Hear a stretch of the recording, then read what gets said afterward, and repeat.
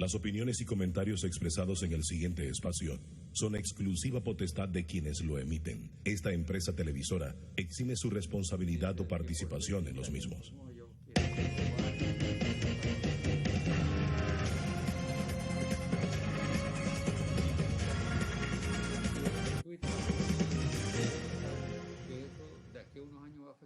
¿Qué tal, amigos? Tengan todos muy buenos días, bienvenidos a su programa Debate Abierto Dominical. Hoy vamos a tener un panel muy interesante, gente que usted no ve metida en estos temas de debate político, de justicia, de muchos de estos problemas que estamos viviendo los panameños, sentados en la mesa en el día de hoy, donde vamos a hablar de educación, de valores. Vamos a hablar de país, de patria, de juventud. ¿Qué les parece? Un tema muy interesante. Y comenzamos presentando a la doctora Rosa María Britton, Rosa María Crespo de Britton. Así es.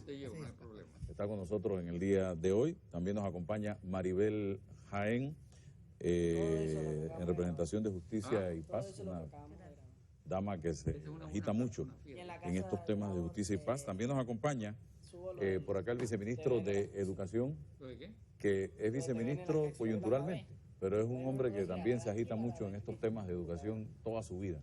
El señor Carlos Staff. También por acá nos acompaña un conocedor de la historia y defensor de nuestros símbolos patrios, profesor Rommel Escarriola. Gracias por estar acá con nosotros. Palacios. Palacios, tiene que ponerme Palacios. Familia de don Justo Fidel Palacios. Sí, él es era primo mío, sí. Bueno, mi respeto donde se encuentre. Me considero siempre, me declaro admirador de su trabajo periodístico. Y por acá nos acompaña alguien que saqué de su oficina en la Universidad Interamericana de Panamá, a don Stanley Muchet, para que viniera a compartir sus experiencias y su sabiduría también en relación con estos temas que son los temas de país, en los que tenemos también que trabajar. El ingeniero Blandón, como todos los domingos, gracias por estar aquí con nosotros. Doctora, la doctora me decía, ya no te acuerdas de mí. Siempre la tengo en mente. ¿Quién se puede olvidar de ella? Nadie. Hablemos un poco de esto que yo acabo de plantear. Es una mezcla de valores, de patria, de país, de juventud, de sociedad.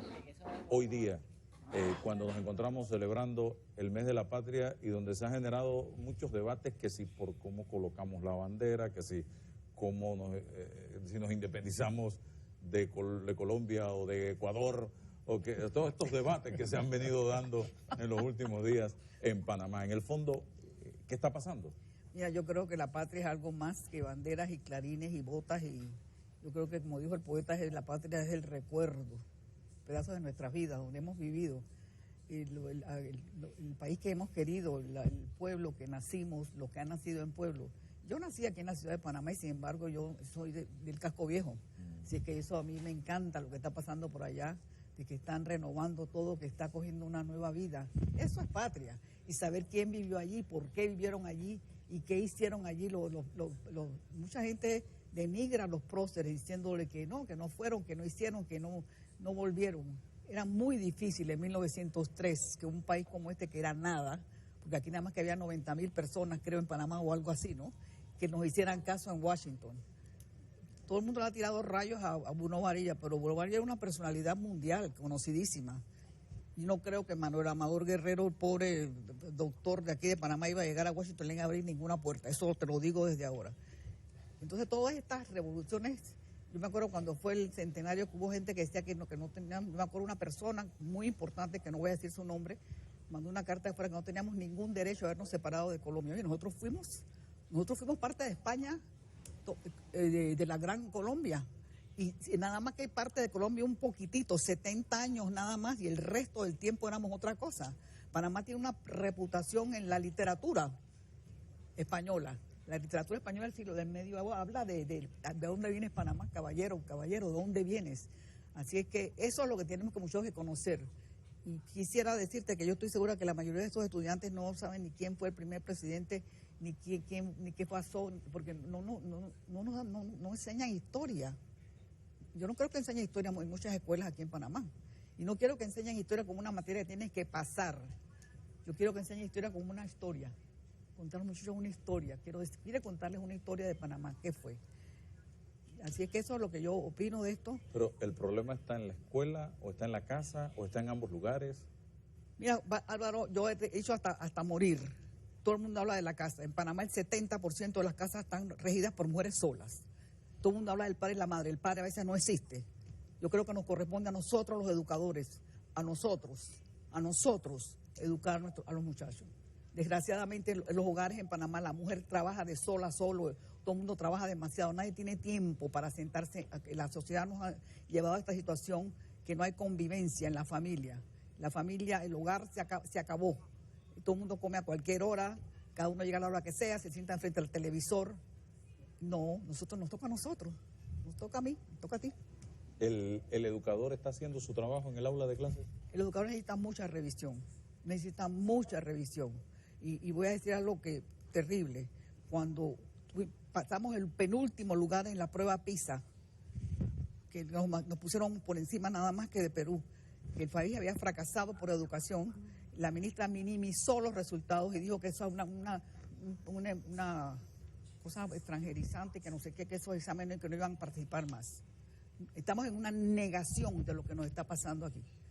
Panamá tiene yo sé que yo admiro, por ejemplo, en Cuba, ellos sacan primer lugar en matemática, física, química, en español, porque hace rato que los cubanos no hablan español, pero sacan muy buenas notas.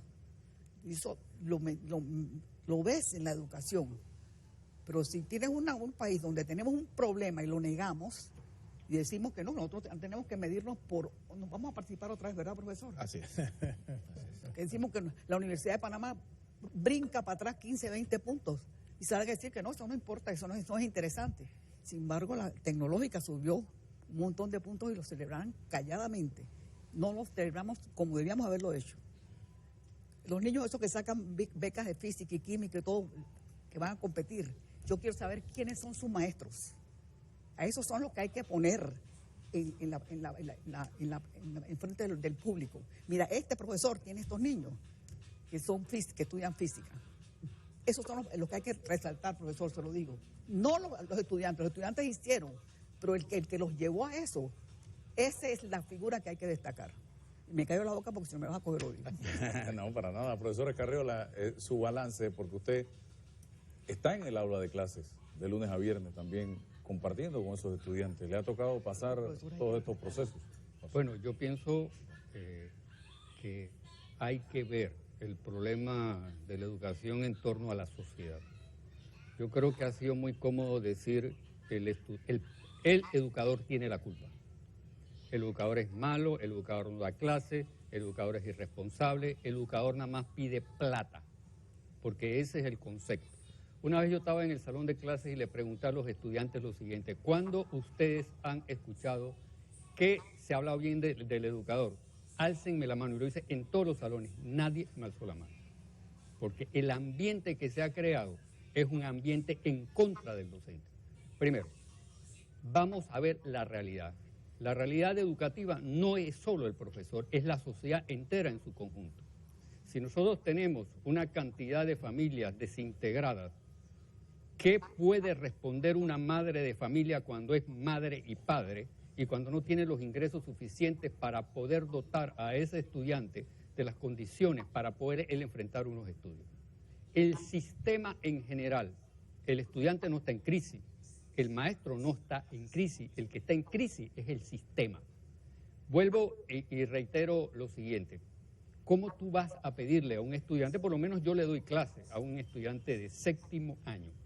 El estudiante de séptimo año va a la América en la tarde, pero el estudiante de séptimo año tiene que ir desde la 24 de diciembre de Tocumen a sentarse en un salón de clase en la tarde a escucharme a mí hablar de historia. O sea, ¿cómo yo le voy a pedir a ese estudiante, por más técnicas pedagógicas que yo utilice, que él me entienda, él me comprenda y él se enamore de lo que yo le estoy planteando? Entonces, el sistema también hace algo. El sistema no te crea las condiciones necesarias. Y en tal caso, le pongo un ejemplo. Yo tengo el celular. El celular es un instrumento de conocimiento, es un instrumento de la tecnología, pero incluso las propias compañías que venden los celulares, jamás he visto una sola propaganda que te plantean que el celular es un medio para el conocimiento, el celular es un instrumento para chatear, y se lo ha metido tanto en el cerebro a la juventud y al estudiante de secundaria, que el estudiante de secundaria está absorbiendo y recibiendo el celular como una droga, para chatear nada más. Y no es que no puedas tener amistades ni puedas tener relaciones, ese no es el caso. El caso es que la tecnología en Panamá se ha utilizado como una fuente de mercado para satisfacer intereses económicos de empresas transnacionales, y para mí, sinceramente, no le interesa absolutamente nada lo que haga el viceministro y lo que haga la ministra de Educación en Educación. Lo que pasa es que ahora mismo no encuentro mi celular, no sé exactamente dónde lo tengo, ¿no? Pero si yo me empiezo a buscar mi celular, no, yo lo di allá para que me tomaran fotos.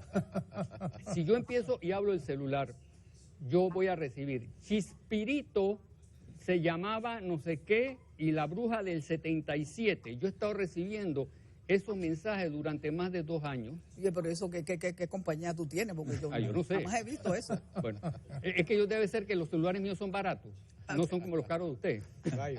¿Ah? Pero no le hablan de... No, a lo que voy es lo siguiente. Si yo estoy recibiendo ese mensaje, ¿qué está recibiendo un estudiante de secundaria? Lo mismo, y él va a creer más en Chispirito, ¿no? En la bruja, es la bruja del 77 o 71. Es 71. Entonces, más, y ese instrumento debería haber sido utilizado.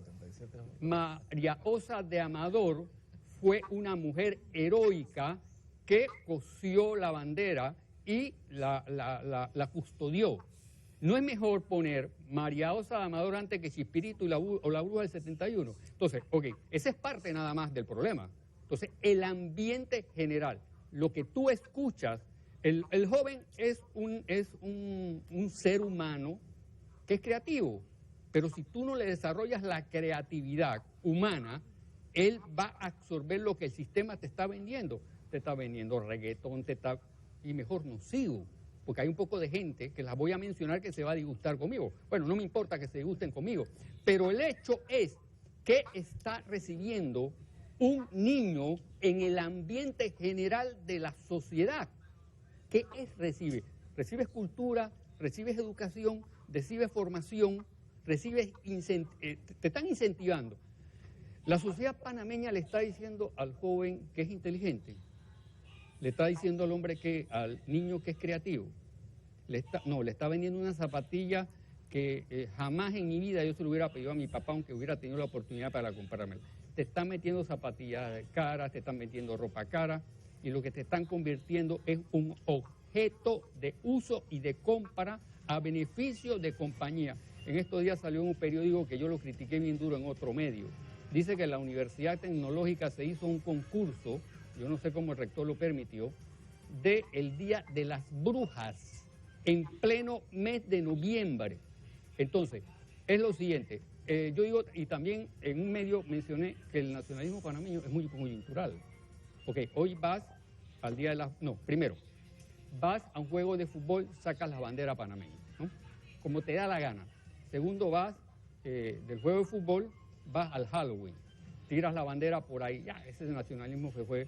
Entonces, después que vas, te viste de brujas, asustas, crees en un mundo pagano, en un mundo irreal, no, un mundo muy real espiritual, que tiene una concepción, bien, y crees en ese mundo, pero al día siguiente no vas a creer en ese mundo mágico, religioso, espiritual, ¿no?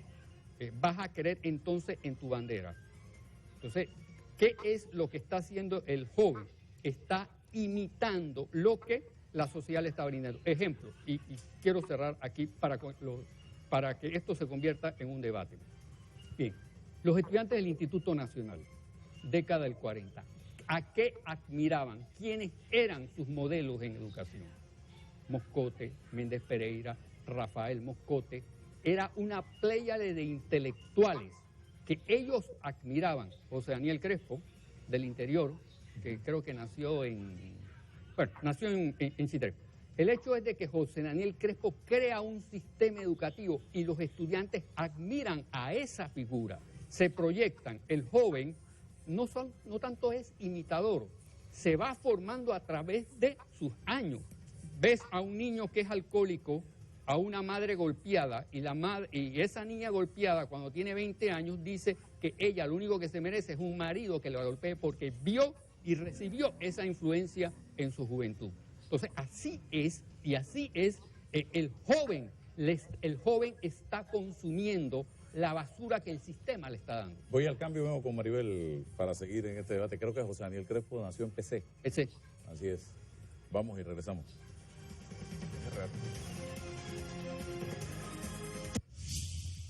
Bien, seguimos adelante. Estamos en debate abierto y planteaba el profesor Rommel Escarriola su preocupación por el hecho, Escarriola Palacio, su preocupación por el hecho de que el joven celebra Halloween y luego se viste de patria. Pienso que muchos de nuestros muchachos, y se lo decía yo acá al ingeniero Blandón y a Maribel en el cambio, no tienen ni idea de lo que significa el Halloween, simplemente van y se disfrazan de algo porque es la coyuntura, es el momento para hacerlo y divertirse, pero no por un tema de religión o de... Brujería. No. Creo que en Panamá no estamos en esos niveles. Y en Estados Unidos tampoco, ni en ningún lado. Así que es el muchacho que quiere vestirse de Spider-Man o de Batman o de Robin. Pues las muchachitas todas se quieren vestir de princesa y de... Y aprovechan ese día para hacerlo, pero no por un tema. ¿Qué dice Maribel? Mira, yo pienso que eso es producto de la sociedad que nosotros tenemos, una sociedad, un Estado que surgió con una grave desconfiguración, como fue la apropiación de su principal recurso, como fue el canal. Y precisamente esa fuente de crisis, como muchos intelectuales han llamado, intelectuales panameños muy reconocidos han llamado, es lo que ha llevado a que a la vez que era una fuente de crisis pudo llevar a la unidad de los panameños, que fue la lucha por la soberanía y por la independencia. Entonces lo que nosotros tenemos realmente en la sociedad actual es el reflejo de un modelo económico, histórico y social, ¿no?, que no ha fortalecido las bases de la identidad nacional y donde no ha puesto en el centro, ¿no?, del modelo de desarrollo que nosotros debíamos tener la persona, y ha tenido otros objetivos fuera de la tierra panameña, como ha sido el mercado que ha llevado a las distintas generaciones que también de una u otra forma también formaron parte de la sociedad a plantearse objetivos como nación y objetivos como Estado. Yo creo que hay un tema de fondo, un tema ético. Yo creo que el Papa Francisco lo ha señalado mucho en los últimos días, de que frente al amor al dinero, el centro del dinero, está la persona humana. Entonces nosotros lo que tenemos es reforzadores muy negativos, como es el consumo, ¿no?, que vemos a través de los medios de comunicación social y del mismo el sistema que refuerza esos patrones de consumo. Vemos un modelo donde se prioriza principalmente en el mercado y donde la vida está en tercero y cuarto plano. Entonces yo creo que hay que retomar eso. Un elemento fundamental es ese. Y el otro elemento, ¿cuál es el modelo de país que nosotros queremos? Yo creo que como panameños nosotros no nos hemos planteado eso. Y al plantearnos esa situación en blanco, por decirle algún nombre comprensible para todos, esa situación de vacío ha llevado a que es una población que va sin rumbo y que es víctima de los intereses y las aspiraciones del mercado. Yo creo que la juventud de nuestro país, que ha dado grandes aportes a este país, tiene oportunidades y creo que se le debe dar.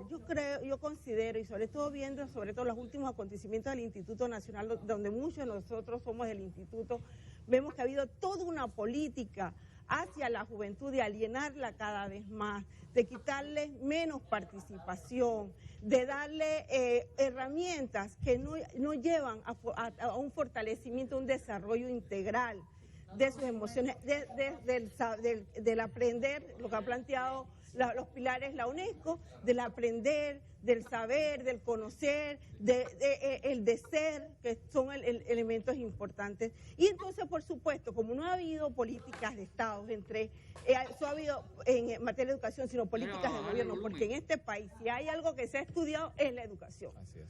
La educación se ha estudiado en este país, se han hecho todo tipo de diagnósticos, pero no ha habido la voluntad política porque es mucho más importante hacer metros que garantizar programas de educación, de salud, de trabajo decente, para que de políticas públicas que favorezcan la familia, y ese chico está a la merced del mercado. Y eso porque no hemos tenido una élite, hemos tenido lamentablemente élites políticas que no tienen sus intereses en el desarrollo humano de su población, sino tienen sus intereses en la economía, en el mercado y en la finanza. Entonces yo creo que eso es un elemento fundamental para iniciar este debate. Voy a cerrar esta ronda con el viceministro, pero antes quiero que don Stanley, que ha estado en muchos de esos diagnósticos sentados, en diferentes momentos de la historia de este país, también nos dé a conocer precisamente su planteamiento del escenario que estamos viviendo como país en este momento. Gracias, Álvaro. Digo, los compañeros de la mesa han tocado y han listado una variedad de temas, todos pertinentes, y en este momento y en esta primera oportunidad yo solamente quisiera hacer referencia a un punto. Quiero retomar el tema de los desfiles patrios y lo demás. Mire, dentro de las limitaciones que tenemos todos los seres humanos, yo he tratado en los últimos años de mi vida de siempre ver la filosofía del vaso medio lleno y no medio vacío.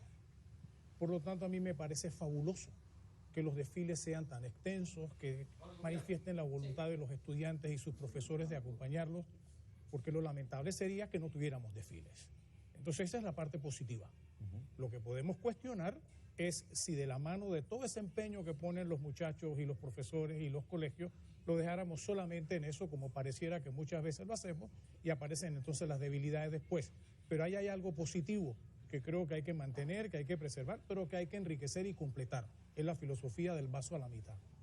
En segundo lugar, siento, y lo vengo diciendo, ya dabas a entender un poco el kilometraje que llevo por haber dicho que de todas estas cosas, pero igual vengo diciendo de hace bastante tiempo dos cosas. Uno, no existe tal cosa como el sistema, no existe tal cosa como la sociedad. El sistema y la sociedad es el producto de cada una de las acciones individuales de todos los que estamos sentados en esta mesa y de los 3 millones adicionales. Por lo tanto, cuando señalamos al sistema o a la sociedad, tenemos que mirarnos a cada uno de nosotros como protagonistas y como actores que con las acciones nuestras contribuimos al estado de cosas del cual nos estamos quejando cuando lo miramos un poco a distancia, pero cuando lo miramos más de cerca, ignoramos que el irrespeto que yo le haga a la luz del tránsito, el irrespeto en el trato al superior, y por ahí podemos listar todo, es la suma de actos que después hace el sistema y hace la sociedad. Pero además de eso, vengo repitiendo desde hace ya algún tiempo, a todos que lo quieran escuchar, y Maribel por algo apuntaba por ahí, nos quedamos sin proyecto de país.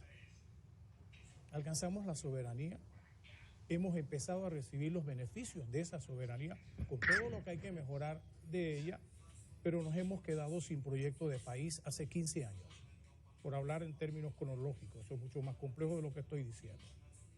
No nos hemos puesto de acuerdo en cuál es la nueva clase de país que queremos.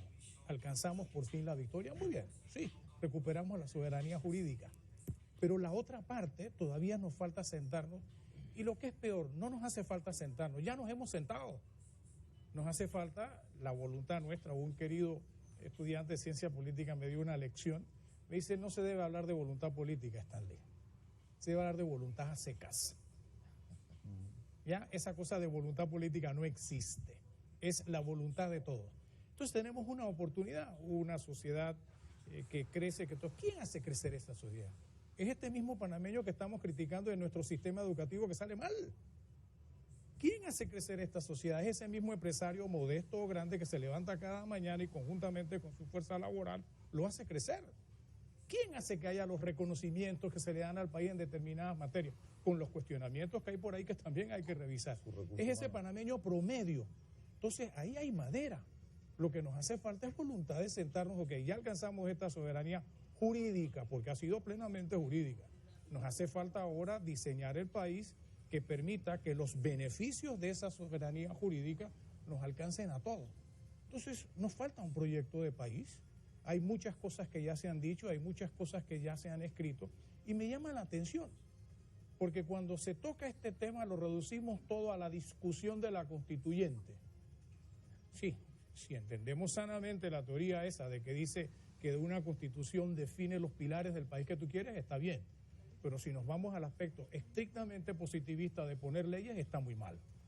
Porque lo que se trata es de convivencia ciudadana, ¿cierto? No se legisla. Y no siempre la legislación y la ley es lo que va a garantizar. Aquí hay demasiadas leyes. Ahí voy, doctora. Como se dice comúnmente, aquí hay demasiadas leyes, lo que hace falta es cumplirlas.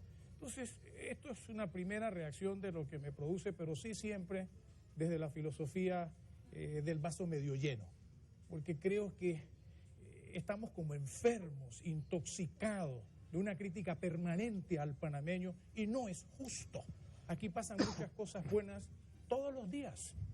Entonces hablemos también de estas cosas positivas que hace este panameño, que tiene que mejorar, su sistema que construimos nosotros tenemos que mejorar, su sociedad la tenemos, pero no ignoremos lo que está pasando, porque esa es la madera y la materia con la que podremos empezar a construir esta nueva dimensión que estamos buscando. Pausa y regreso con usted, viceministro, y con el ingeniero Blandón.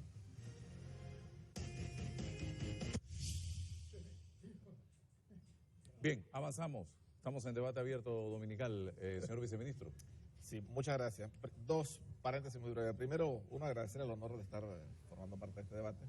Y dos, yo creo que en la línea de lo que planteaba el doctor Muchet, yo quiero también hacer un reconocimiento y una felicitación a los jóvenes, por lo menos lo que pude ver en la ciudad capital, en Colón. Creo que los estudiantes y los docentes de nuestro sistema educativo cumplieron la tarea. No puedo decir lo mismo de los adultos.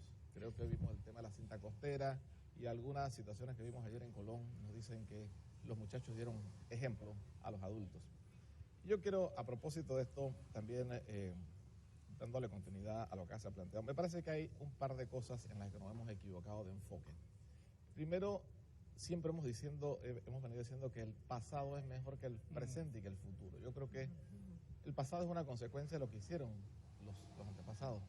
El futuro nos toca concretarlo y el presente estamos en posibilidad de construirlo. El otro error, a mi juicio, es que hemos venido centrando los debates en encontrar los culpables. Y esta sociedad, coincido con el doctor Muchet, lo que requiere es identificar quiénes podemos contribuir, quiénes podemos ser responsables de hacer las cosas mejor. Un tercer elemento que también coincido con lo que se ha planteado, nosotros tenemos exceso de diagnósticos, tenemos casi que un placer, yo diría que morboso por tener diagnósticos, pero cuando entramos a la acción nos cuesta una barbaridad. Y fíjense, nosotros en el Ministerio hemos tomado algunas iniciativas muy tímidas, pero todo el mundo dice, y a mí no me consultaste. Si no me consultas a mí no puedes actuar, porque primero yo tengo que saber qué es lo que tú vas a hacer. Entonces creo que son algunos errores que tenemos que replantearnos, porque no puede ser que nosotros nos quedemos en lo que alguien ha denominado la parálisis del análisis y no entremos a actuar. La acción humana nunca ha sido perfecta, pero afortunadamente ha sido perfectible. Entonces lo que necesitamos es establecer prioridades en función de ese diagnóstico que ya tenemos y empezar a construir el país que queremos. Yo siempre señalo que las coyunturas de las fiestas patrias, los 112 años que celebramos ahora, tienen que ser para la generación presente el compromiso de construir la parte del país que nos corresponde. Y yo creo que en el sistema educativo, por mencionarlo, yo siempre en cada espacio que encuentro señalo que a esta generación que nosotros tenemos en las aulas escolares le va a corresponder la responsabilidad del país en todos sus roles para los próximos 50 o 60 años. Entonces miremos cuál va a ser el mundo de esos 50 o 60 años próximos y construyámoslo en función de ello. No va a ser el Panamá de 1903, no va a ser el Panamá de 1950, va a ser el Panamá del 2030, del 2040, del 2050, del 2060, del 2070. Entonces pensemos cuál va a ser el país que tendremos en ese entonces, cuáles van a ser las variables con las que tenemos que contar, cuáles son los chicos nuestros y qué condiciones van a tener para aprender, porque es importante, este es un mensaje que a mí siempre me gusta reiterar. No vivimos tiempos de enseñanzas, vivimos tiempos de aprendizajes. Los muchachos tienen suficiente información, lo que necesitan es transformar esa información en acción para la vida. Entonces, en ese sentido, el tema de la convivencia, el tema de lo que señalaba el doctor Muchet, ¿qué hacemos los adultos? ¿Qué enseñanzas mostramos a nuestros jóvenes con el diario vivir.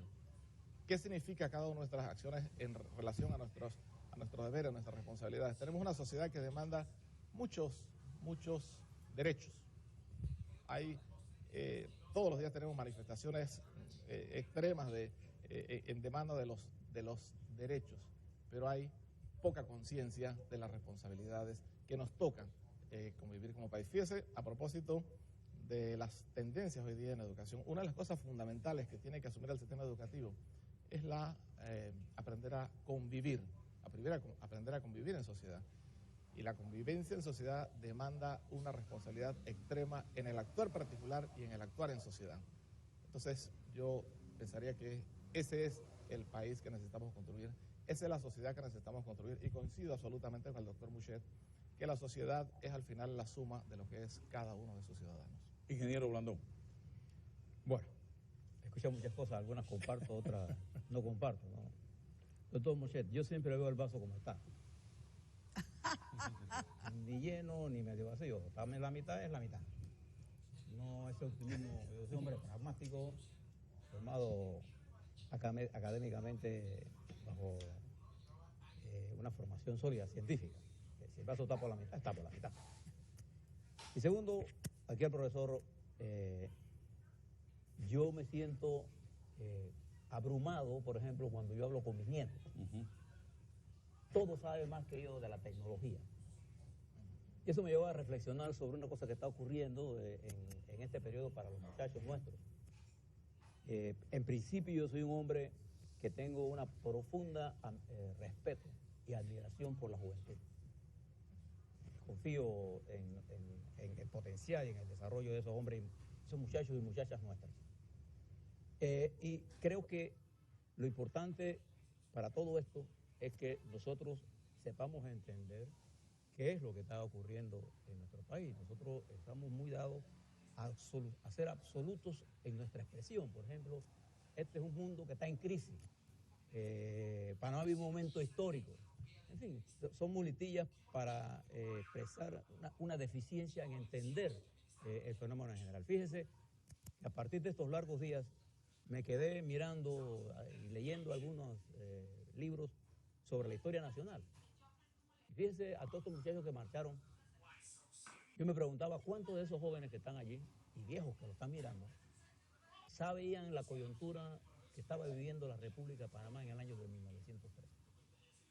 En ese momento, en medio de una guerra de más de 1000 días, un país destruido, con 250.000 habitantes y 4 millones de presupuestos, ¿qué pensarían esos hombres y mujeres?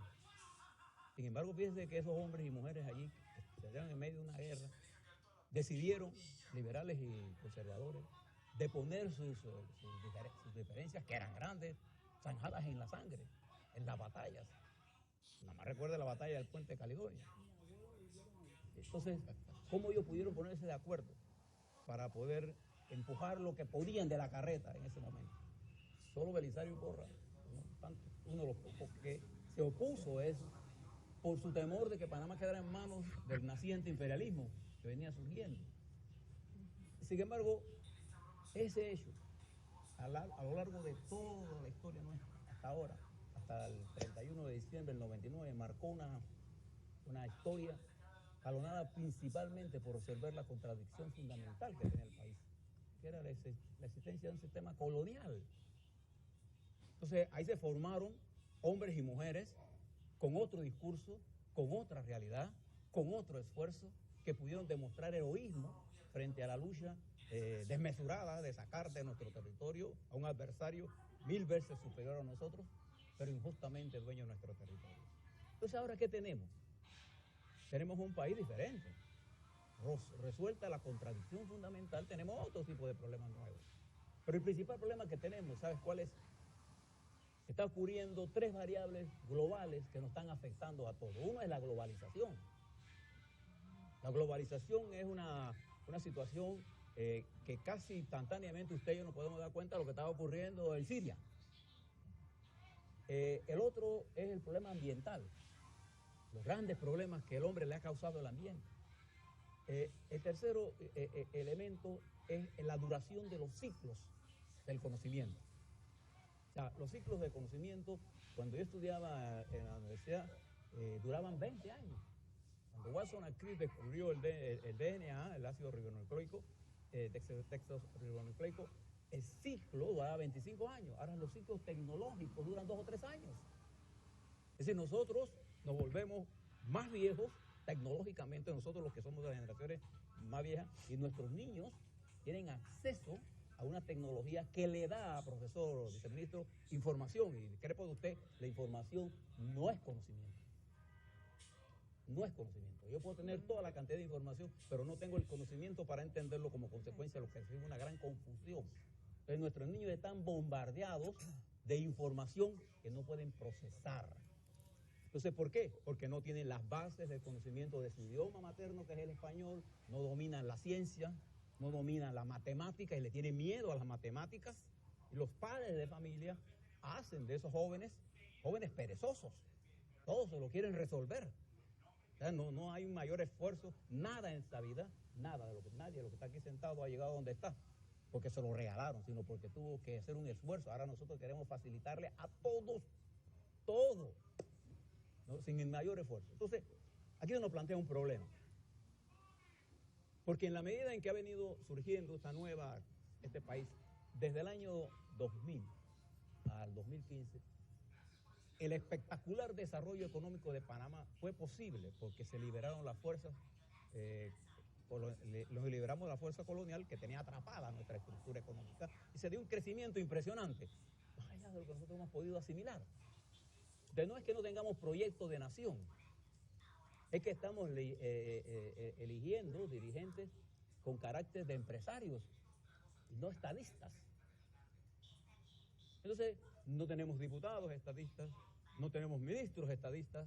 Fíjese usted, por ejemplo, el país ¿qué requiere para poder abordar las nuevas cosas que hay? Nosotros necesitamos una reforma, por ejemplo, educativa integral. Una reforma educativa integral. Todo lo que estamos haciendo nosotros en educación del pasado, de los últimos 20 años, son tibias reformas para poner paliativos a la educación.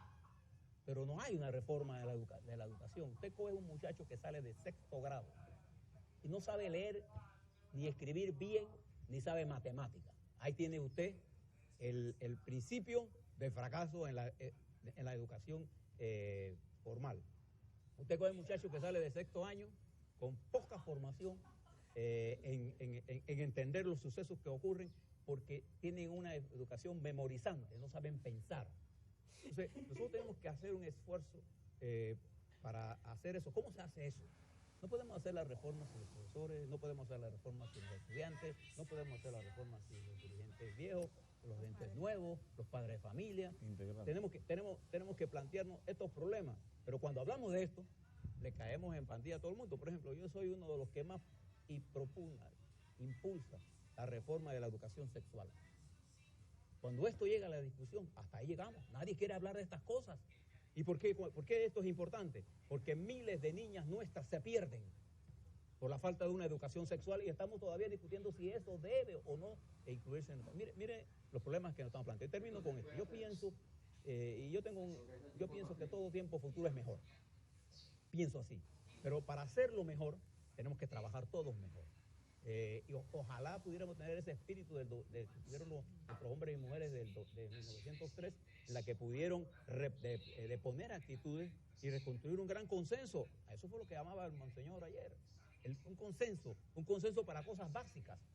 Cuando pensamos en consenso, pensamos de una vez en la justicia, quién robó. No, yo estoy pensando en el consenso para ver qué son las tareas fundamentales que la nación debe construir con el esfuerzo de todos. Vamos al cambio y regresamos con usted, profesor.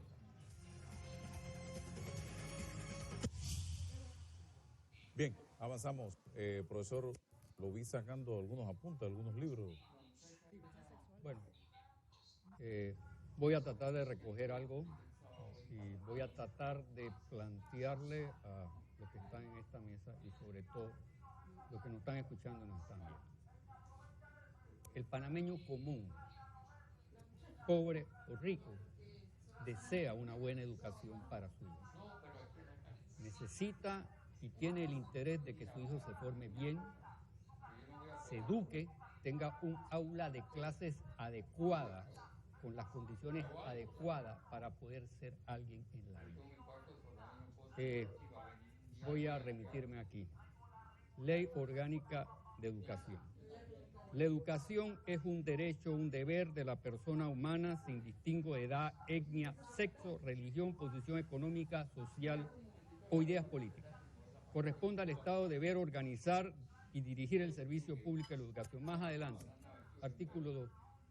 El ser humano es el sujeto y objeto de la educación y ésta debe considerar los factores biopsicológicos de su formación y las características dentro de su contexto cultural. 3. La educación panameña se fundamenta en principios universales, humanísticos, cívicos, éticos, morales, democráticos, científicos, tecnológicos, en la idiosincrasia de nuestras comunidades y nuestra cultura. Más adelante hay algo que sí me interesa sobre todo, es lo siguiente. 10. Artículo 10, fines de la educación. Contribuir al desarrollo integral del individuo con énfasis en la capacidad crítica, reflexiva, creadora para tomar decisiones. Punto 2 dice, coadyuvar en el fortalecimiento de la conciencia nacional. Yo, profesor, tengo que hacer todos mis esfuerzos para contribuir al desarrollo de la conciencia nacional.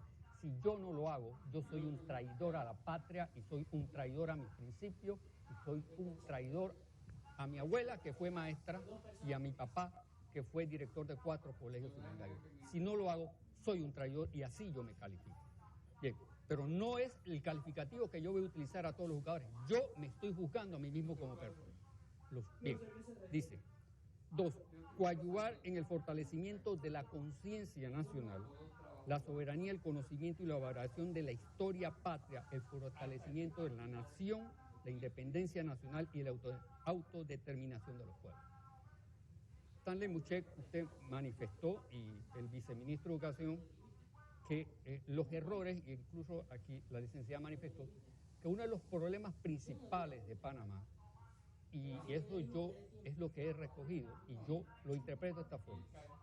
El gran problema del panameño es que todos los adjetivos en los cuales él se califica son adjetivos negativos, huevavivo, irresponsable, bueno, pendencioso, borracho, todos los adjetivos negativos. Y sinceramente yo no creo que ese es el enfoque correcto del panameño. Podrá tener eso. Lo otro es que no somos iguales a los otros países del mundo porque son industrializados. Déjenme decirle a todos aquí en esta mesa y a los que nos están escuchando y viendo, aquí nos saquearon, los europeos vinieron a saquearnos. Aquí saquearon Perú, saquearon México, saquearon Panamá. Aquí no vino ninguna potencia extranjera con ningún contrato firmado con los indígenas a decirle, yo me voy a llevar a hacer un contrato con ustedes de las minas de Potosí y toda la plata que me llevo es un recurso que yo lo voy a negociar. Mentira. O sea, no vinieron inversiones. No vinieron inversionistas, vinieron a saquearnos. Entonces de repente queremos convertir a Panamá y verlo como los países desarrollados y no vamos a cuadrar, no lo vamos a hacer. El siguiente ejemplo, 1903, independencia, queremos construir una nueva nación, un nuevo Estado, entre liberales y conservadores, por eso la bandera lleva esos colores y lleva también las estrellas. Y ellos tenían una concepción, había una lucha entre liberales y conservadores. Manuel Amador Guerrero en su primer gobierno era conservador y después el liberalismo les gana y hay una lucha política entre liberales y conservadores durante toda nuestra vida republicana y después los dos partidos terminan dividiéndose en 1000 pedazos. Entonces el hecho es que si yo quiero hacer un nuevo país, creo que fue el viceministro que dijo que estamos llenos de diagnósticos, ¿verdad? Y es cierto, yo creo que estamos llenos de diagnósticos. Pero esa es una verdad que yo comparto con usted. Pero ¿cuándo vamos a poner en práctica los diagnósticos? Yo creo que nunca. ¿Usted sabe por qué? Porque cada 5 años, cuando sube un gobierno, ese gobierno anterior desecha lo que el otro ha construido. Y le voy a mostrar una cosa. Aquí tengo un libro. El libro se llama, de la profesora Leida Pinilla de Pravia, Aguilucho conoce tu alma mater. Aguilucho conoce tu alma mater. Un libro de una ex institutora en la cual ella forma parte de un grupo que iba, porque ya no va al Instituto Nacional, donde ella, este grupo y estas generaciones quieren ayudar al Instituto Nacional, que es uno de los principales colegios en crisis y que tiene unas consecuencias negativas en la sociedad, en el comportamiento de la juventud. Dice este libro, perdóneme que lea, no me gusta leer, pero vamos a ver si este libro es dañino, si este libro hay que caerle con la Inquisición y quemarlo. Bien, dice aquí. La proyección y grandeza del Instituto Nacional no estuvo solamente vinculada a su labor educativa, inaugurando nuestra patria en una época sumamente difícil. Bueno, salto. Debe decir que forjó una educación especial, idealista, respetuosa. Estudiantes son verdaderos celos patrióticos, preocupados por la problemática nacional de la juventud, digna que actuaba con metas que buscaba el beneficio para el país. Este libro, creado y escrito por una ex institutora, fue aprobado por el Departamento de Currículum del Ministerio de Educación. Este es un libro inofensivo, totalmente inofensivo. Y ojalá que en todas las librerías de Panamá lo pudieran vender y que todos los institutores y todo el mundo que no es institutor lo compre. ¿Qué sucedió con este libro? La primera crítica que se le hizo a este libro es que este libro, la profesora se estaba enriqueciendo con este libro. Esto es mentira, aquí yo tengo los documentos, tengo las informaciones de todo lo que se recogió de este libro, incluso la respuesta de la ex viceministra de Educación, Lucy Molinar, a este libro inofensivo fue lo siguiente.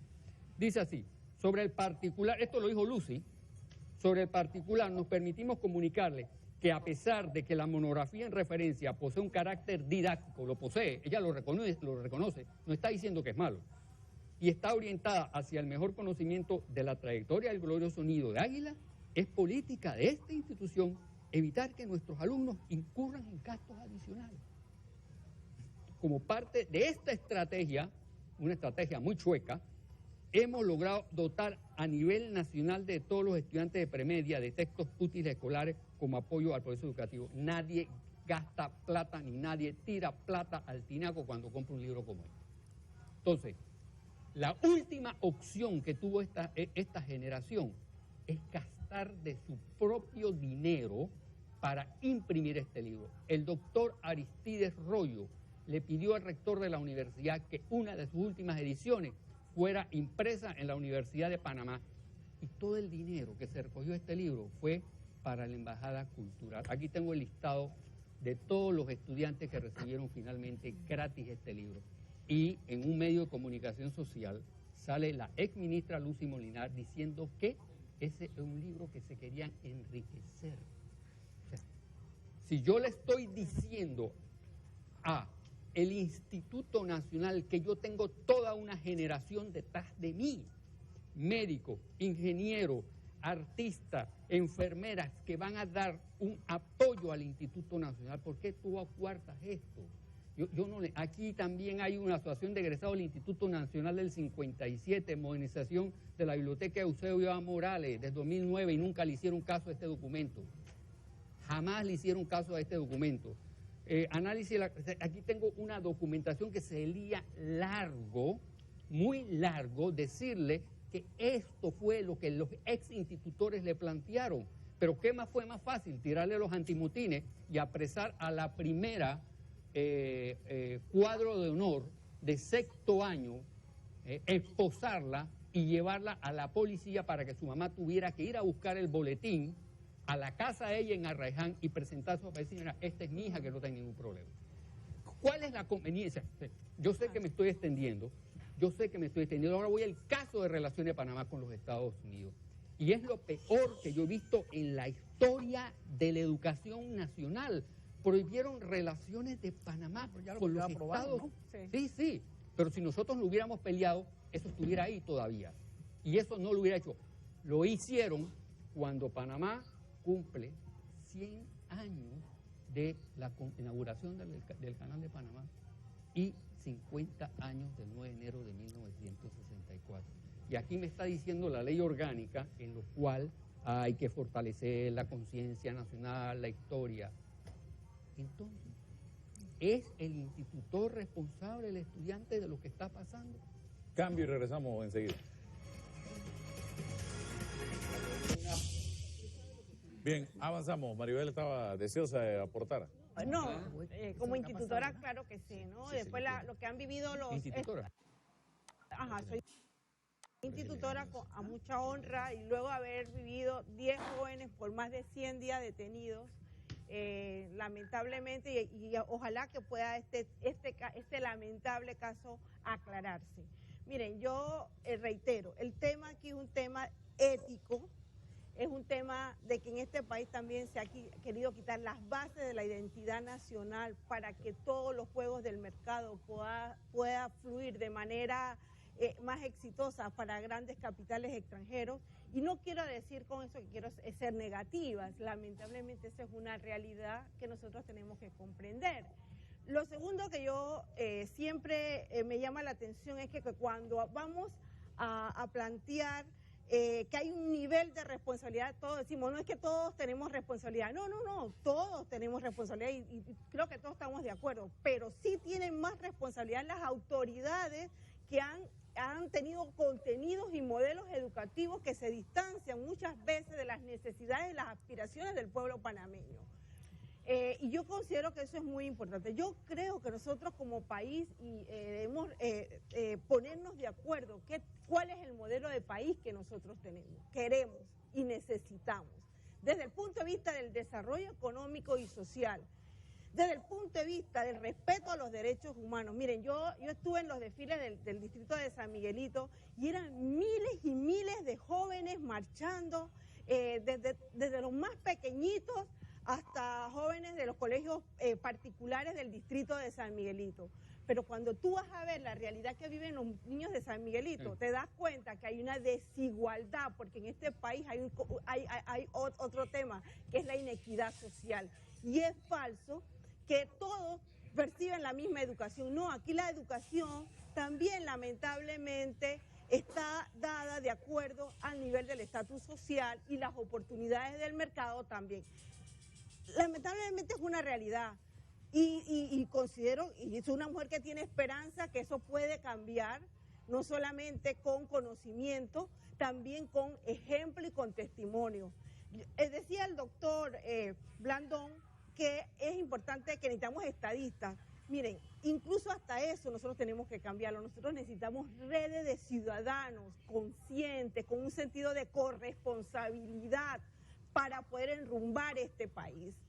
Necesitamos organizaciones fuertes, necesitamos participación ciudadana que requiere de la transparencia de los gobiernos y la rendición de cuentas. Lamentablemente hay mucho temor por parte de las autoridades porque se sienten cuando llegan al poder que eso es parte de su propiedad privada. Entonces nosotros tenemos que plantearnos elementos claves que están afectando el modelo de desarrollo y por tanto afecta un modelo de desarrollo más humano, más solidario, más equitativo y por supuesto lo que se planteaba, sostenible. Y nosotros como país creo y estoy convencida de eso, que tenemos una oportunidad en este momento de poder crear esas bases. Yo creo que siempre hay oportunidades, siempre hay esperanza, eso es lo último que se pierde, la esperanza de que otro Panamá puede ser posible con gente responsable, con gente coherente, con una visión de la política al servicio de la persona, una visión de la política dirigida al bien común, pero lamentablemente los valores en los que se han estado trabajando en este país son valores que han estado solamente alrededor del mercado. Y no quiero decir que pueden haberse dado funcionarios que sí, que han tenido voluntad de hacer los cambios y siempre los habrán, pero no solamente se requiere la voluntad de una persona, se requiere la política definida hacia dónde nosotros debemos ir. Aquí se planteó el tema de que no es cierto aquello de que los tiempos pasados eran mejores. No. ¿Usted qué piensa de eso? Bueno, yo no sé, mi tiempo pasado fue muy bueno. No, estoy viendo todo esto de la política y la creación de un país. Yo soy más básica. El problema aquí es en serio, es la unidad familiar. Sí, claro. La base de un país es la unidad familiar. Si un país tiene una desintegración familiar tan tremenda como entonces yo no creo que esto vaya a funcionar. un país donde los padres de familia van y le pegan a los profesores porque la hija no pasó, un país donde no hay asociación de padres de familia como en Estados Unidos que se preocupan de limpiar la escuela y toda esta amor a la escuela tiene que ser solamente los padres de familia. Los padres de familia que salen a gritar, que la escuela se está cayendo. Así que yo creo que aquí la cosa es más difícil de lo que usted cree, profesora, porque tiene que ir a la base de una sociedad que tiene enferma desde abajo. Y vuelvo atrás, las 30% de mujeres embarazadas, con los 30 chiquillos que paren o más, que esos están condenados a la pobreza. Sí. Entonces esa gente de San Miguelito empieza a averiguar cuál es su antecedente familiar. Y arriba, fulana de tal tiene Pedrito, Juanito, no sé qué, y tiene que ir a buscar la pensión alimenticia de 4 hombres distintos. Es una cosa vergonzosa ver esa cosa de la pensión alimenticia, los insultos y las cosas. Aquí mira, tú estás hablando de Lucy. Lucy me hizo una cosa a mí que a mí me mató. ¿Qué le pasó? ¿Qué le hizo? Lucy, el lanzamiento a la Feria del Libro, que estaba Santo Domingo de país invitado, Lucy se paró y a dar dice, tengo una noticia que darles. Los niños de Panamá jamás van a entender a Mozart. Y por lo tanto, yo he decidido que me haga un reggaetón sinfónico. Y lo hizo. Y cada invitado que vino a este país, de España y de todos lados, para la cuestión mía cultural de los libros y la cosa, les repetía esa historia del reggaetón sinfónico. Y todo el mundo venía con una sonrisita a decirme, oye, Rosa María, ¿qué está pasando en este país? Eso lo hizo Lucy Molinar. Porque los niños de Panamá jamás van a entender a Mozart. Eso a mí me... Claro. Porque estaba negando, de paso, que estos niños eran unos imbéciles. Yo he visto los niños, ¿cómo se llama? Las orquestas esas de Chinito, metiéndole una historia breve antes de terminar. En mi casa en la playa yo siempre tenía música andando. Y un señor, uno de los pecadores que me limpiaba el piso, el señor Eladio, 80 años, limpiando, estaba trapeando. Yo tenía Mozart, la musiquita, y él trapeaba y se quedaba oyendo. Y trapeaba y prestaba atención. Y entonces le digo, señor Eladio, ¿le gusta esa música? Y dice, muy buena. Y el eso lo escribió un hombre que se llamaba Mozart antes de los 10 años, porque era la musiquita de... Y dice, sí, qué bien. ¿Y qué edad tendrá el señor Mozart ahora? A mí nunca se me olvida eso. Y van a decir que los niños de Panamá, esa es la negación de que ha ocurrido, Ministerio de Educación por mucho tiempo. Eso de quitarle el libro ese a los muchachos de... No, aquí hemos tenido una catástrofe. Hubo una reducción en cívica, si no fue que la eliminaron en algunos planteles educativos. Bueno, eliminaron Relaciones de Panamá con los Estados Unidos y agarraron y el contenido lo trataron de achurrar en una materia que se llama Historia de Panamá, que yo la estoy dando ahora, Historia de Panamá 2, y yo no sé por dónde agarrar la historia porque de repente estoy aquí y... ¿Y cívica? Y cívica, no, todas las horas de filosofía. Yo soy profesor de filosofía. ¿Pero eliminaron cívica? No, le bajaron las horas porque yo daba cívica el año pasado a primer año y daba 1 hora, nada más a la semana. ¿Y antes? Yo di cívica. Daban 3 horas. 3 horas. 3 horas daban de cívica, ahora la redujeron a 1 hora. Otra cosa que veo, usted ve a padres y estudiantes protestando porque las bancas están dañadas o porque el colegio está sucio. Yo recuerdo cuando era estudiante, hacíamos una especie de jornadas de limpieza. A mí me tocó en varias ocasiones lijar la banca. Comprábamos lija y lijábamos la banca, la barnizábamos y teníamos una banca prácticamente nueva para seguir adelante con esa banca. Hoy día te cierran la escuela y te hacen paro porque el estudiante no puede barrer o no puede limpiar o no puede... ¿Esto qué es? Yo fui una vez al arte de oficio, estaba muy sucio el lugar. Yo digo, profesor, ¿y qué pasó aquí? ¿Y sabes que las aseadoras no vinieron hoy? Yo fui a las Dominicas Francesas, una de las escuelas más caras que había en Cuba. Y hay de nosotros, si quedaron un papel en el patio cuando se acababa el recreo y la cosa, teníamos que recoger. Entonces, esta cuestión, los padres de familia, profesor, son muy agresivos con los maestros. Los maestros llega un momento que tienen miedo de como le dicen usted está dando demasiado fracaso. Por lo menos hay un punto de luz en esta cosa, ¿no? Desarrollo, yo creo que participé con el doctor Muchen en el desarrollo del informe del desarrollo humano aquí en Panamá, claro, sí. Que hizo el PNUD, que es desastroso, y tú lees que te asusta la cantidad de niños que tienen 8 y 9 años que ni siquiera no saben ni los colores, no pueden hablar.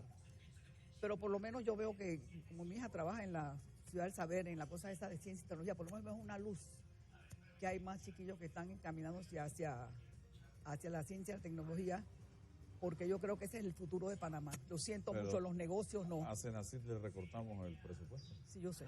Imagínese usted. Pero tú sabes que tiene gente, que voy a decirle cierto, Melo, Don Melo, contribuye cantidad de dinero para la ciencia Don dentro Arturo. de Indicasat, sí, don Arturo Melo, el que habla tanto de la educación, él habla y pone, y ha hecho unos Tremendo esfuerzos, panameño.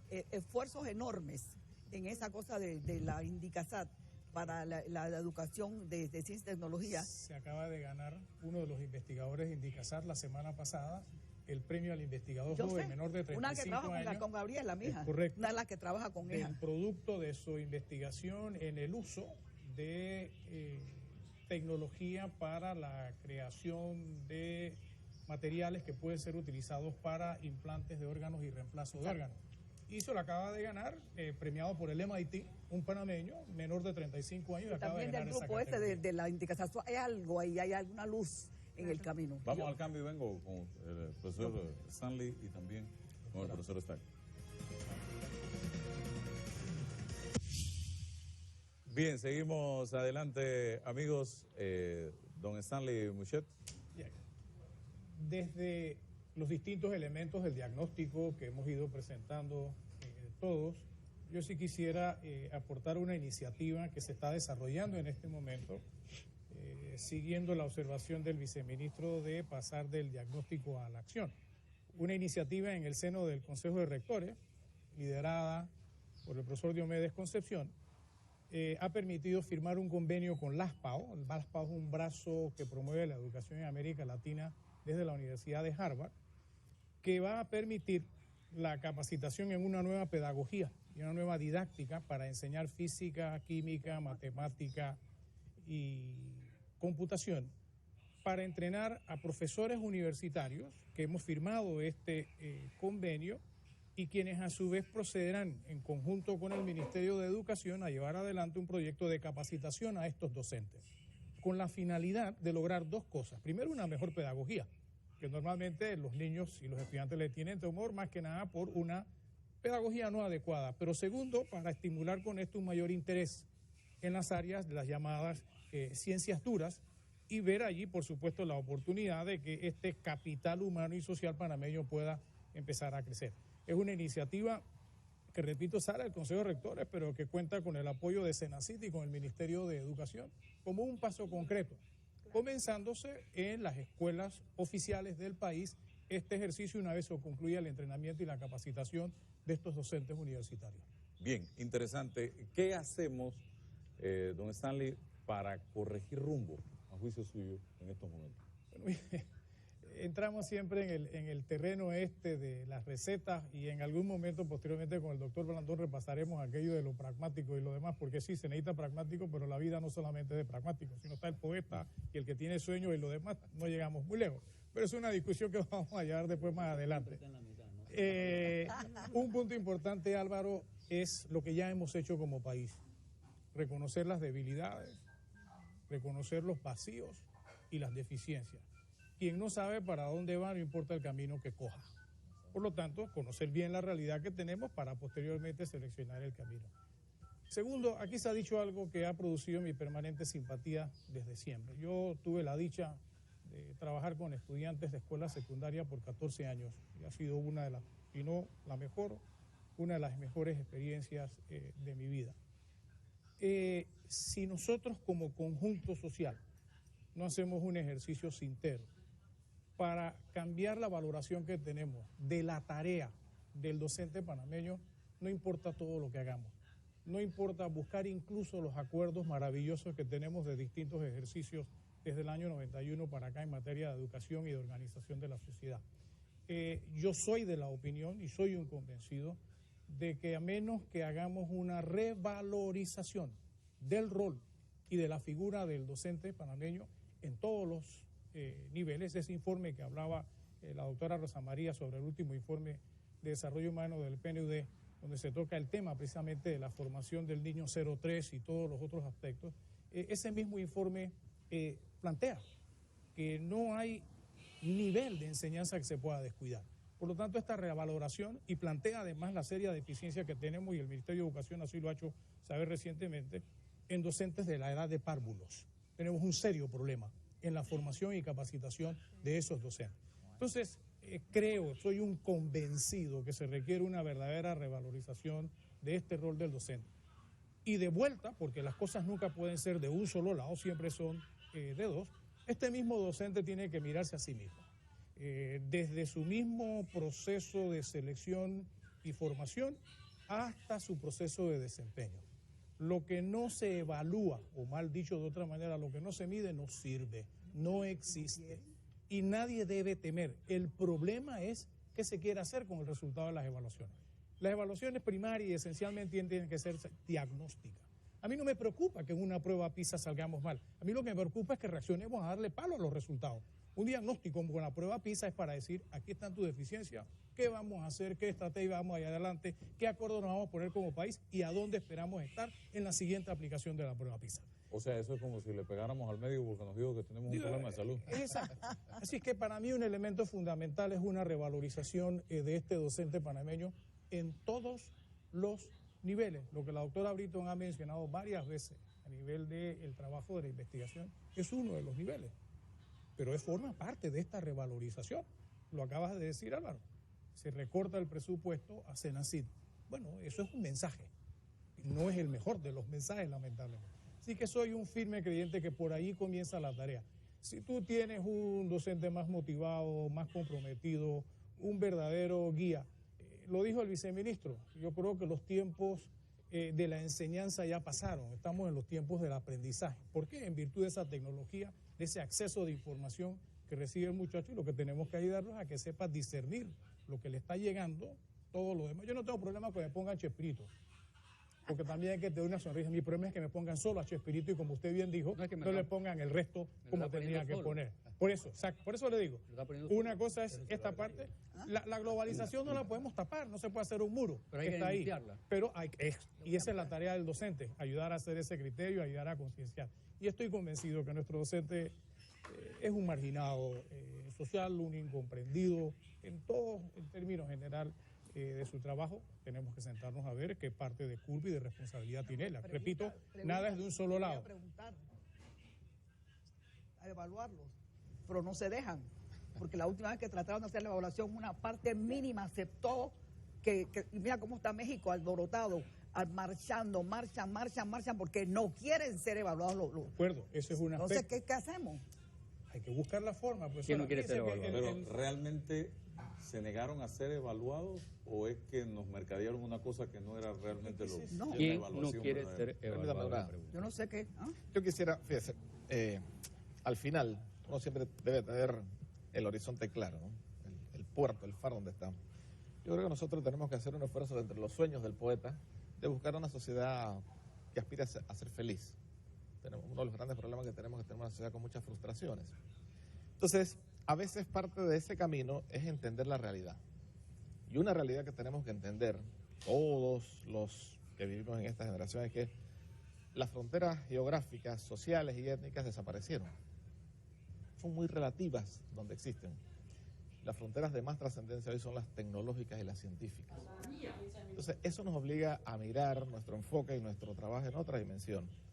Probablemente algunas cosas que antes nos quitaban el tiempo, nos focalizaban en un pequeño punto, hay que mirarlas de una perspectiva más amplia, más dinámica. Fíjese, se está dando en estos días la declaración de la educación para el desarrollo sostenible, la forma como los líderes del mundo miran el compromiso del proceso educativo.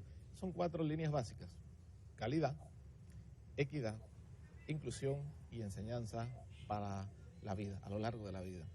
Entonces, esos 4 enunciados que parecen muy simples dan para todo. Da incluso para lo que yo creo que cobra vigencia. No me supe expresar, ingeniero. En efecto, yo coincido con usted, el conocimiento es una cosa inocua si lo dejamos ahí de lado. Y yo creo que aquí solo rescataría lo del principio de la taxonomía de Bloom. Es necesario conocer, comprender, criticar, analizar y aplicar. Al final, fíjese, aplicar, porque lo que se trata es de tener conocimiento, de tener formación para caminar en esa dirección, a construir felicidad, porque cuando usted es una persona feliz, usted construye felicidad a la gente que está a su alrededor. Si usted es una persona frustrada, construye frustración alrededor de la gente que está a su alrededor. Pero fíjense otro detalle importante en este diagnóstico. Yo decía, a mí me gusta el fútbol, yo jugué fútbol y siempre, nosotros queremos ganarle a Brasil de hoy para mañana. Y pongo este ejemplo porque eso también es la educación. La educación es un tema generacional. Si hacemos las cosas bien ahora, si entendemos esa responsabilidad conjunta, colectiva, vamos a estar mirando los frutos en 10, 15, 20 años. Vamos a estar mirando bien. Yo quiero hacer otra reflexión. Déjeme ir al cambio y vengo con esa reflexión. Una de 10 minutos, 10 segundos nada más. Déjeme ir al cambio y vengo con usted, no se preocupe. Es que... Bien, avanzamos. Una muy corta y breve reflexión, desea usted. Sí, lo que planteaba la licenciada Jaén, que a mí me parece muy... Pero también esto nos deja un reto para nosotros. Fíjense, los políticos salen de la sociedad.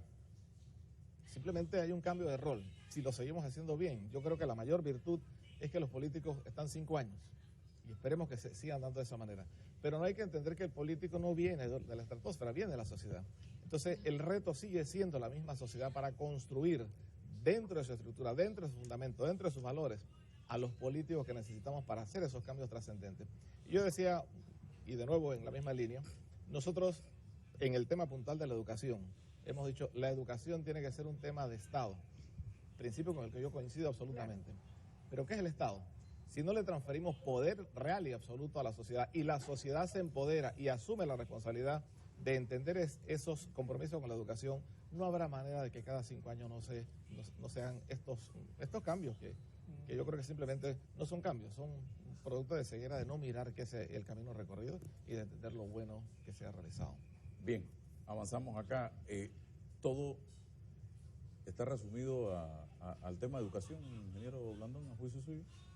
Bueno, la educación es una arma importante para el desarrollo, pero el país necesita más que una reforma educativa. Fíjate, estimados televidentes, fíjense, nos tomó 97 años, entre 1903 y el 31 de diciembre del 99, rescatar nuestro país. En ese periodo, muchas generaciones panameñas, poetas, ingenieros, militares, abogados, médicos, jugaron un papel importante, pero particularmente los maestros y profesores. Que fueron, digamos, el pensamiento rector que nos enseñó a nosotros todas estas cosas. Entonces, ¿qué es lo que ha sucedido con nosotros durante el periodo de los 80? Los primeros dirigentes liberales tenían una concepción de la educación estratégica. Nosotros dejamos de tener esa concepción estratégica de la educación y nuestros educadores, maestros y profesores, se han convertido en marginados del desarrollo nacional. Ellos son unos marginados, mientras ellos no son parte del desarrollo nacional, ellos van a estar en la otra esquina, en la otra orilla. Entonces, siempre ha habido una pelea entre los maestros y los profesores, y entonces eso ha generado una especie de anarquía en el proceso de disciplina de la escuela, en donde ahora usted encuentra lo que antes nunca hubiera pasado, que eran padres de familia agrediendo educadores. Cuando usted llegaba a su casa, cuando yo era joven y no hace mucho de eso, a mí se me ocurría hablarle a mi mamá que un maestro me hubiera hecho algo, me pegaban a mí. Es correcto. Iban a felicitar a la maestra. Y sobre el castigo del maestro le ponían a uno en la casa. ¿Por qué es lo que está sucediendo? Es que, y siempre preguntan, bueno, es que nosotros necesitamos tener un proyecto de país. Mira, el país nuestro, y cuando hablé de pragmatismo me refiero a tener un pensamiento científico. Nosotros no vamos a tener ningún otro país que el que tenemos. Y va a estar determinado el país por el factor geopolítico que hace que Panamá exista, que es su posición geográfica. Punto. Nuestro mundo, desde la época con Colombia, las contradicciones entre Panamá y Colombia generaron, porque ellos estaban metidos en una guerra civil y nos metieron a nosotros esa guerra civil cuando nosotros estábamos construyendo un canal. Entonces nosotros teníamos con Colombia una contradicción fundamental, ellos tenían problemas internos, nosotros estábamos mirando hacia afuera. Hoy, el 85% del Producto Interno Bruto gira en torno a la región metropolitana. ¿Qué es lo que está sucediendo? Porque hablamos de la educación primaria y secundaria, pero nosotros tenemos un sistema universitario perverso. Y cuando tú hablas de esto, todo el mundo, la Universidad de Panamá salta. Se ha salvado de esto la tecnológica. Pero la Universidad de Panamá ha dejado de ser un faro iluminador del desarrollo nacional y tú necesitas una reforma en estudios superiores que nos permita producir nosotros más ingenieros, más técnicos especializados, ¿sí? Mucho más científicos, pero además producir obreros más calificados. Porque en el fondo de lo que se trata en realidad, y que enfrentan nuestros jóvenes, es que muchos tú lo ves estudiando tonterías que no tienen salida en el mercado y entonces se frustran. Entonces nosotros tenemos que planificar ese desarrollo. ¿Por qué? El próximo año nosotros vamos a inaugurar la ampliación del canal de Panamá. Nuevas oportunidades se abren en el mundo marítimo. Pregúntate tú cuántos de nuestros muchachos están haciendo esto. Pero además, los gobiernos tienen lo que yo califico una práctica perversa cuando enfrentan los problemas sociales, que es a través de los llamados subsidios. Entonces nosotros tenemos en el sector de educación lo que llaman la beca universal, que en realidad lo que es un subsidio, pero lo que hace es que pone a todo el mundo bajo la misma vara. Da igual que tú ganes 2, que ganes 3, que ganes 4, te dan el mismo subsidio. Entonces no hay un estímulo, porque el estímulo material forma parte de incentivar a un muchacho a que haga cosas más. Decía el Papa Francisco cuando estaba allá en Cuba, cuando tú piensas en pequeño, aunque camines mucho, andas poco. Pero cuando tú piensas en grande, aunque andes poco, has recorrido mucho. Entonces nosotros tenemos que enseñar a nuestros niños y niñas a pensar en grande, pero también tenemos que enseñar que a nuestros maestros y profesores enseñen a pensar en grande. Para eso nuestros dirigentes deben pensar en grande, porque nosotros lo que necesitamos es resolver el problema de la inequidad del sistema que estamos creando. Este es un sistema que es desigual, es un sistema que hace más rico a los ricos y deja a los pobres donde están. Pero el sistema es tan perverso, se ha convertido en un sistema consumista. Es lo material lo que impulsa el interés de los demás. Pero caminemos hacia un punto intermedio. No dejemos que lo material no deje de ser importante, pero hagamos que la otra cosa también sean importantes. Entonces, al final, yo creo que nosotros nos hace falta si nosotros conociéramos más nuestra historia, si nosotros estudiáramos más nuestras costumbres, si nosotros conociéramos mejor a nuestro país, nosotros querríamos más a Panamá, porque nosotros hemos avanzado en la lucha anticolonial lo que África entera no ha podido hacer.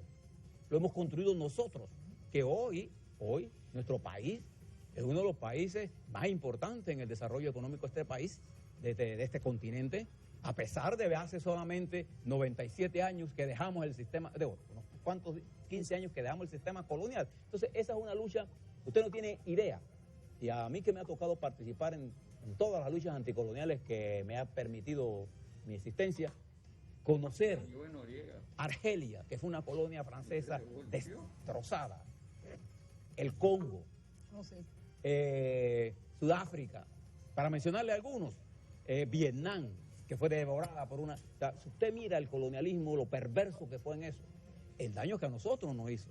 Entonces ahora tenemos otro tipo de colonialismo. Ayer, por ejemplo, yo rechacé ayer lo que vi en el desfile cuando vi, creo que fue el SPI, marchando con vestidos propios de la colonia española. ¿Cómo nosotros vamos a darle un sentido de respeto a una institución que vino a masacrar a nuestra gente? O aquella lotería que se le ocurrió sacar la bandera colombiana. Ecuador. No, pero la idea era la colombiana. Pero ¿qué sentido de patria tiene si lo que estamos era separándonos de ellos? ¿Qué es lo que le está aplicando? Esa mezcla, esa falta de entender la historia, porque es que la historia es tan importante. Cuando eliminaron, por ejemplo, la cátedra de Relaciones Exteriores en Estados Unidos, estaban matando la historia nacional. Nosotros, sigue siendo para nosotros fundamental nuestras relaciones con los Estados Unidos. ¿Pero qué implica eso? La falta de conocimiento de nuestra historia. Y recuerden, los pueblos que ignoran su historia no saben para dónde va. Y si usted no sabe para dónde va, ya llegó. Bien, vamos al cambio y regresamos enseguida. Bien. Ya estamos en los minutos finales. Profesor Escarriola, usted como uno de los defensores de nuestros símbolos patrios, porque participó de ese debate en su momento dado. ¿Hacia dónde debemos ir? Flexibilizar un poco, mantenernos como estamos, porque ahí se mantiene ese debate. Hay quienes dicen en Estados Unidos se hace con la bandera lo que todo el mundo quiere, hasta se visten con la bandera, y en Panamá nos quieren limitar. Bueno, primero no es limitar. Yo sí quiero hacer una pequeña reflexión antes de entrar a eso. Lo había aprendido por las medias. Cuando se Yo lo construye, había aprendido por las medias. empieza a construir el Estado en 1903, los que lo empiezan a construir tenían una idea clara de lo que iban a hacer. Porras era un liberal visionario, nacido en las tablas. Él sabía que él tenía que construir un Estado nacional bajo los principios de la división de los poderes, y estaba muy claro en eso. Ahora yo me pregunto, ¿cuál es el Estado nacional que nosotros queremos seguir construyendo? Al punto concreto, símbolos de la nación panameña. Le digo así, Manuel Encarnación Amador, que fue el que creó la bandera nacional, la hizo en la clandestinidad, se la pasaron a un banquero capitalista, Germán, y le dijo que él no se iba a comprometer en la revolución, y la familia Amador se tuvo que quedar con la bandera.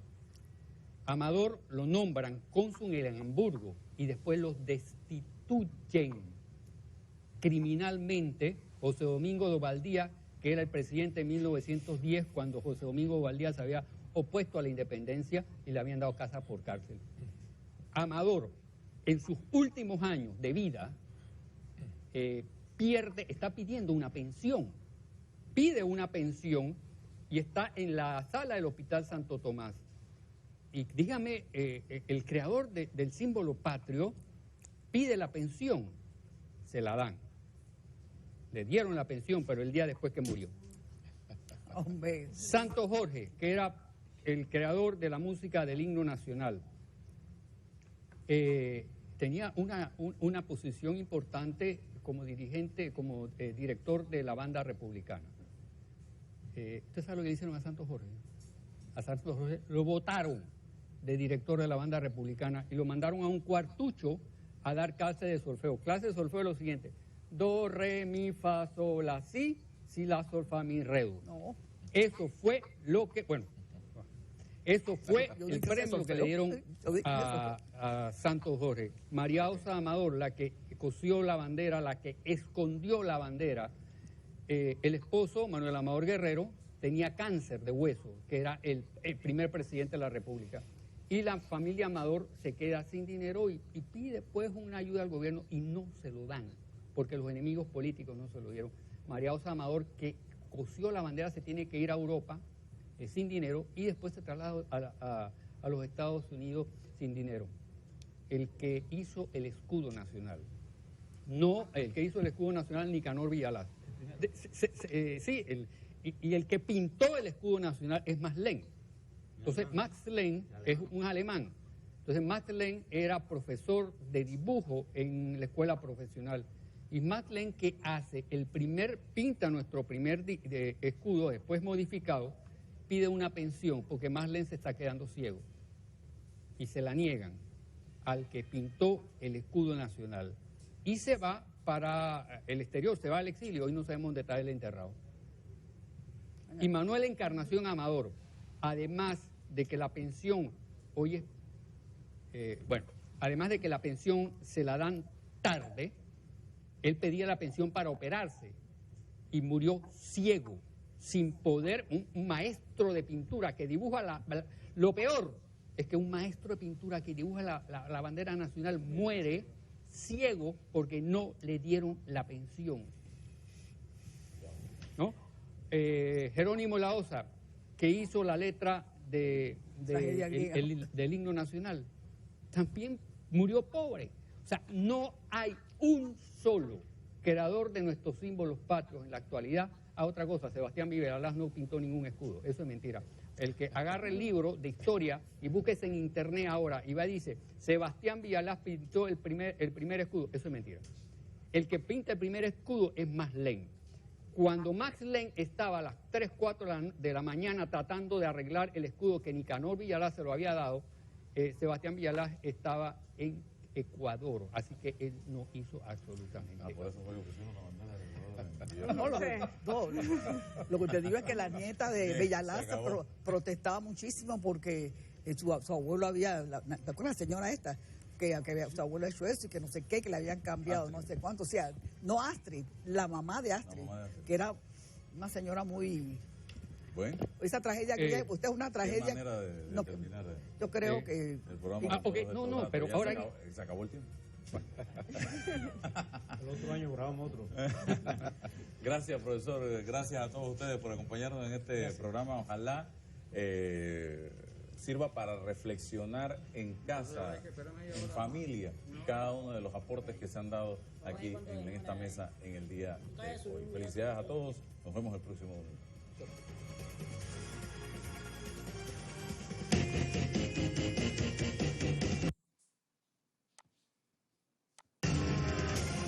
Parcial, experiencia.